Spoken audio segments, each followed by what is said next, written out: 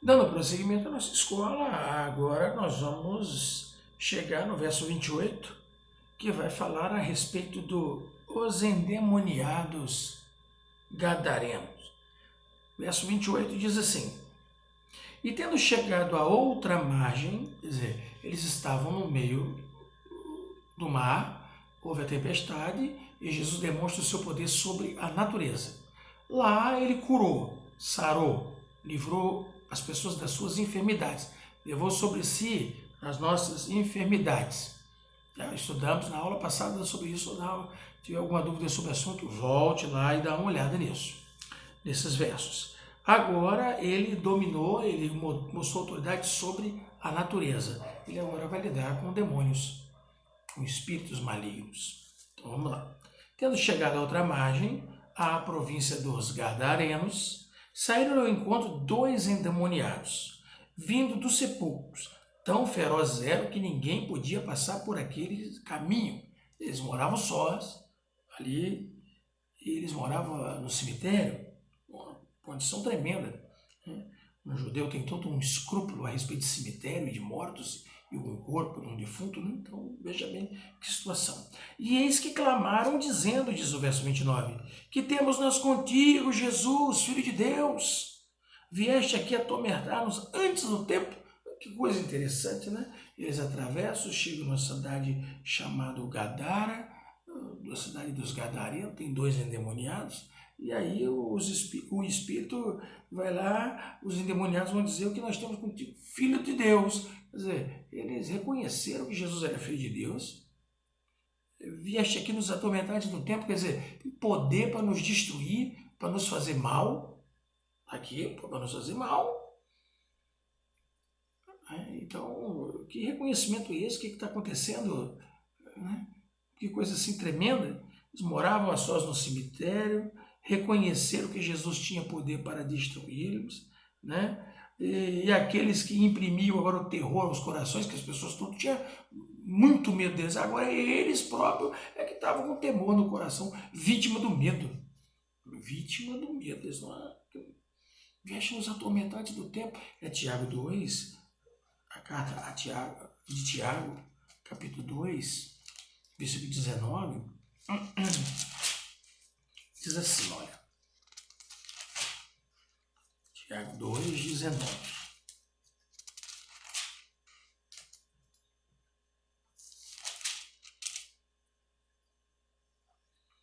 Tu crês que há um só Deus?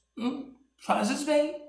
Também os demônios o creem e estremecem. Quer dizer, o temor que eles tiveram ao reconhecer Jesus. Se foi instintivamente, se não foi instintivamente, isso não veio ao caso. E esses dois homens endemoniados reconheceram que Jesus é o Filho de Deus. Enquanto alguns da religião de Jesus, religiosos, escribas, fariseus, doutores e tantos outros, tinham um monte de dúvida a respeito de Jesus. Será que é ele mesmo? Não é Messias? Que é? Eles não reconheceram. Tu és o Filho de Deus. Não é? E aí parece que o tempo da derrota dele chegou cedo demais. Chegou o tempo deles serem exorcizados, né? E agora Jesus vai resolver a demanda desses moços, né? E andava ali pastando distante deles uma manada de muitos porcos, né? Na língua portuguesa não é manada, é vara de porcos, né? O coletivo de porcos é vara, mas aqui está manada, respeitou-se o que o João Ferreira de Almeida, como ele traduziu. E os demônios rogaram dizendo, se nos expulsas, permite-nos que entremos naquela manada de porcos. Quer dizer, se tem em mente expelir-nos, se temos nós contigo, né? Então já que a gente não tem nada um com o outro, bota a gente naqueles porcos ali, não nos expulsa da região, né? Eu já ouvi gente dizer que eram espíritos territoriais. Então ele lhes disse assim, e saindo eles, e disse ele, ide, e saindo eles, se introduziram na manada de porcos, e eis que toda aquela manada de porcos se precipitou no mar por um despenhadeiro e morreram nas águas. E os porqueiros, quer dizer, as pessoas que criavam aqueles porcos, fugiram e chegando à cidade divulgaram tudo o que acontecera aos endemoniados. E eis que toda aquela cidade saiu ao encontro de Jesus e vendo, rogaram que se retirasse do seu território. Né? Eles chegaram, viram o prejuízo que tiveram com as 2.000 porcos, que se precipitaram e morreram, e falaram, se esse moço ficar mais 2 dias aqui, nós vamos chegar num prejuízo terrível. Nós vamos ficar alienados das nossas posses, das nossas coisas, ele vai matar e destruir tudo. Isso faz, eles vai expulsar demônio de um, de outro. Se cada demônio aí for pro lado de porco, pro lado do cavalo e dos animais, vai levar tudo, não vão ficar sem nada. Então, diante da situação da perda iminente e do prejuízo de renda, a notícia alegre, maravilhosa da cura de 2 compatriotas, né? De 2 pessoas da região ali que moravam, mesmo que a gente está vendo os caras curados, sem esse problema mental que os atormentava, estruturalmente bem, mentalmente bem, psicologicamente bem, né? Agora eles estão bem, vai ser prejuízo se esse moço continuar aqui. Tá bom demais o que ele já fez. Até hoje tem muita gente dos séculos que se seguem, eles têm, no mundo afora, têm preferido, recusado Jesus e preferido os porcos. Muita gente tem recusado Jesus e preferido os porcos. Mas agora eu quero fazer aqui uma observação, que essa mesma história, contada tanto em Marcos, capítulo 5, de 1 a 20, e Lucas, capítulo 8, de 26 a 39, eles contam a mesma história, a mesma expulsão de porcos, a mesma situação dos porcos e tudo, a reação do populacho que estava ali, mas lá não são 2 endemoniados, é apenas um. Vamos dar uma passadinha lá? Capítulo 5 de Marcos. Evangelho agora de Marcos. Capítulo 5.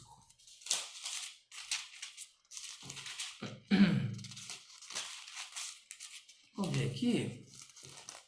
O endemoniado gadareno chegaram a outra margem do mar, a província dos Gadarenos. Saindo ele do barco, lhe saiu ao encontro dos sepulcros um homem com espírito imundo, o qual tinha sua morada nos sepulcros, e nem ainda com cadeias o podia alguém prender, porque tendo sido muitas vezes preso com grilhões e cadeias, as cadeias foram por ele feitas em pedaços, e os grilhões em migalhas, e ninguém podia amansar. E andava sempre de dia e de noite, clamando pelos montes, pelos sepulcros, e ferindo-se com pedras.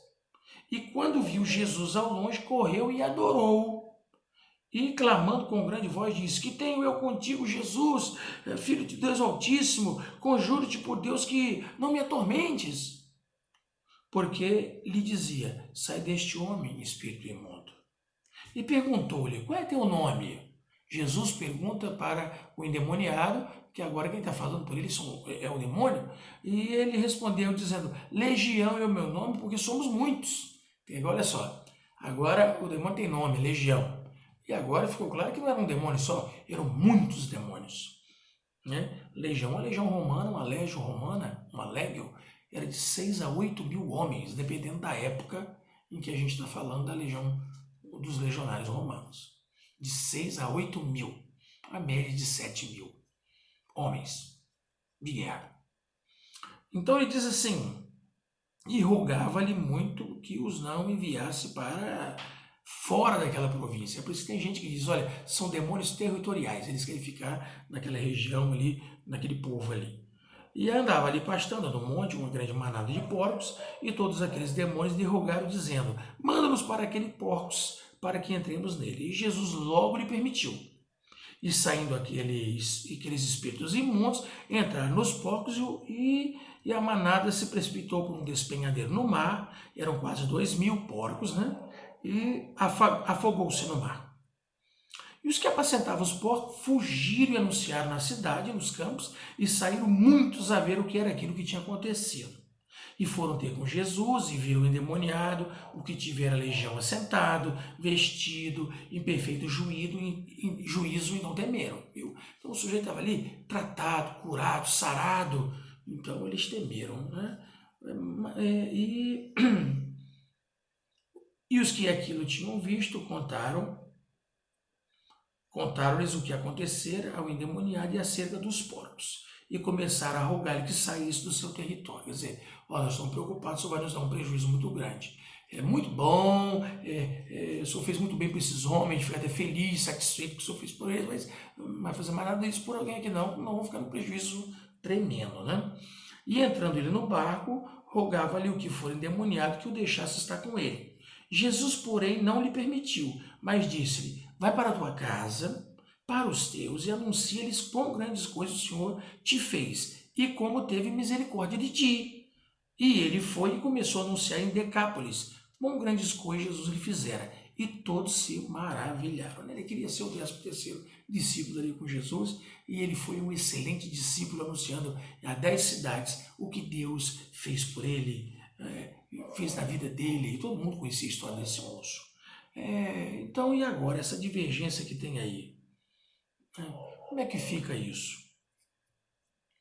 O Mateus diz que são 2. O Marcos e o Lucas vão dizer que é 1. E o Lucas ainda tem uma observação que eu gostaria de passar aqui, para a gente ver aqui. Olha só que coisa interessante.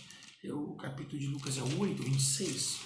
Olha aqui, Lucas 8. Eu achei interessante na conversa dos demônios com Jesus. Ele diz assim, olha, eu vou ler só o 30 e 31 para a gente entender o que eu quero dizer aqui. Perguntou-lhe Jesus, dizendo, qual é teu nome, espírito? E ele lhe disse, Legião, porque tinham entrado nele muito demônio. Olha só, o Lucas já usa a linguagem de ter entrado. O Marcos e o Mateus não usam isso, né? É diferente na hora de lidar. O Lucas, a gente sabe, ele é grego, um médico, né, grego, influência 100% grega sobre sua vida. Ele está com muito cuidado, acuidado, ele está tomando conta de passar bem o que ele está ouvindo dos outros, mas ele entrou, né, como que incorporou. Né? Nós já fizemos um estudo sobre isso. Não é essa incorporação, não é de entrar dentro do ser humano e tomar conta, é influência. A conversa de Deus com Caim. Caim, o mal está do teu lado e se você não tomar cuidado, ele vai te dominar. Domina ele, senão ele te domina. É nesse sentido, tá? Está na pessoa influenciando, tomando posse do pensamento, da intenção da pessoa, não entrando dentro da pessoa. Um espírito entrar dentro de um corpo, uma incorporação. Não é isso. A incorporação é de influência. Mas vamos lá, que seguindo, ele diz assim, porque tinham entrado nele e tal. 31. E rogar-lhe que os não mandasse para o abismo. Aí a gente vai, por que abismo? Existe um abismo, um lugar de prisão, um lugar esse, como é isso? No livro de Apocalipse, no capítulo 16, é comentado sobre esse abismo. Eu só vou citar aqui o que o Apocalipse cita, nós não vamos entrar no detalhe hoje, agora, nessa parte da escola, sobre abismo, essa prisão. Mas no 16, versículo 14, está aqui, ó.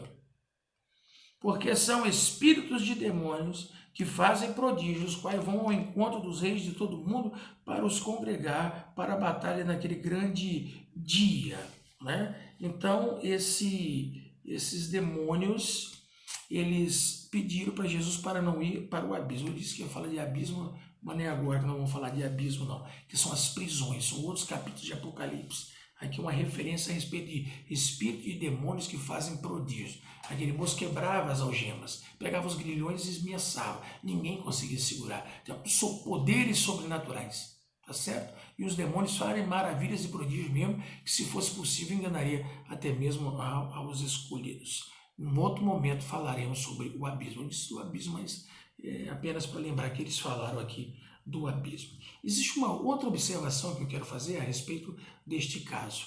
Então, voltando para os dois. Olha, é possível, muito possível, que todas as duas escrituras estejam corretas, não tem contradição, nem com Mateus, nem com Marcos. Tá certo? E muitos especialistas não é possível que tenha sido realmente 2. Mas o Mateus, ele se ateve ao que aconteceu com os porcos. Tá certo? Ele contou o que aconteceu ali com os porcos, foram lançados no mar, e a reação dos que souberam do acontecimento para com a pregação de Jesus. Já o Marcos e o Lucas, não, eles vão apresentar como que aconteceu o exorcismo, como que foi expulso aqueles demônios, qual o diálogo que houve entre Jesus e aquela legião de demônios, e qual o desfecho que aconteceu, a preocupação daqueles demônios de Jesus estar ali antes do tempo, querendo fazer mal a eles, essa coisa toda. Então, o Marcos vai dar muito mais detalhes, então ele se atém a um. E a reação desse um para servir a Jesus e querer entrar no barco com Jesus para pregar o evangelho junto com Jesus. Essa é a distinção ali dos dois. Agora existe, apesar do nosso tempo já estar passando um pouquinho nessa sessão, mas existe uma outra coisa que eu queria falar. Tem versões da Bíblia que não está escrito gadareno, tá? Está escrito Gerazenos. Gadara é uma cidade a 10 quilômetros do Mar da Galileia. Gerasa é 50 quilômetros do Mar da Galileia. Tá certo? Então, tem versão bíblica que está Gadareno. Tem versão bíblica que vai estar Gerazenos. Tá certo? E tem versão bíblica como a King James, a versão King James, a autorizada King James, que vai estar Gergesenos. Nem Gadareno, nem Gerazeno. Vai estar Gergesenos. Tá? Os estudiosos dizem que isso com certeza vem de uma influência de Orígenes. E dizem origem não é nem Gadara, nem Gerasa, né? Gerasa, nem Gadara, nem Gerasa. Aí ele coloca o nome Gergeseno. Então você vai encontrar na King James isso aí. Nem Gadareno, nem Gerazeno, mas vai encontrar Gergeseno. Isso eu estou falando porque agora tem muitas traduções, muitas versões bíblicas, e você vai lidar com esses nomes e ficar impressionado. Mas Gadara, Gerasa, uma é uma cidade, outra é outra, e agora encontrei um terceiro nome para a origem desses endemoniados. Então não se preocupe quanto a isso, que é uma questão de tradução e algumas tradições que influenciaram alguns papiros mais recentes, né? Quando eu digo mais recente é aquela época, né? Mais recentes, aí já estão falando de origens, do ano 180 para frente, estou falando do ano 200 e tanto depois de Jesus. Logo mais então nós estaremos na terceira parte da nossa Escola Sagrada.